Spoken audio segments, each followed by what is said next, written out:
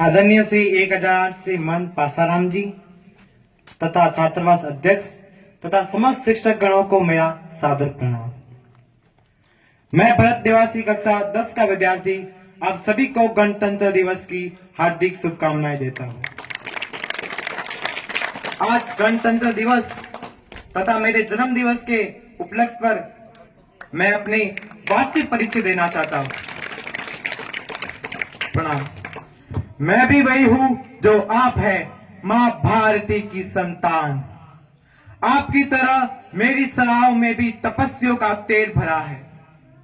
आज अपना परिचय इसलिए दे रहा हूं क्योंकि प्रणाम करके परिचय देना हम भारतवासियों की परंपरा है।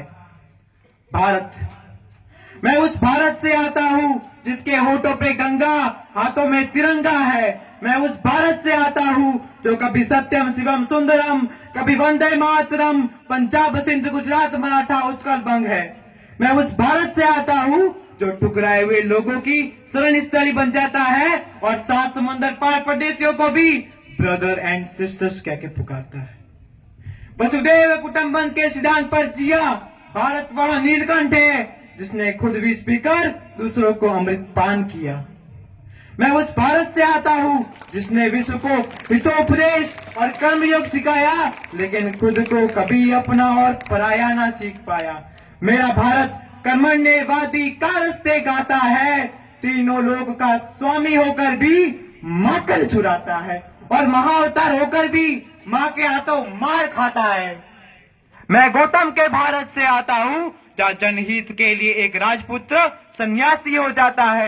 मैं राम के भारत से आता हूं जहाँ राजपुत्र पिता की एक बात पर सिंहासन त्याग कर वनवासी हो जाता है।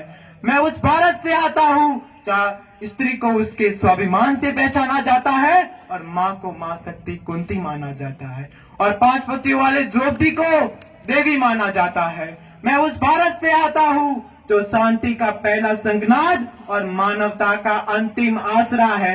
मैं उस भारत से आता हूं जो वीरता की वसुंधरा है।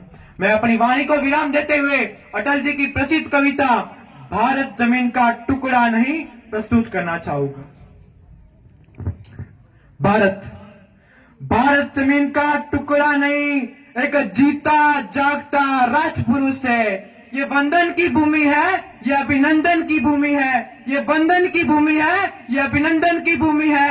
ये अर्पण की भूमि है, ये तर्पण की भूमि है। इसका कंकर कंकर हमारे लिए शंकर है, इसका बिंदु बिंदु हमारे लिए गंगा जल है। हम जिएंगे तो इस भारत के लिए और मरेंगे भी इस भारत के लिए, और मरने के बाद गंगा जल में बहती हुई हमारी अस्थियों को कोई कान लगाकर सुनेगा तो एक ही आवाज आएगी, भारत माता की जय।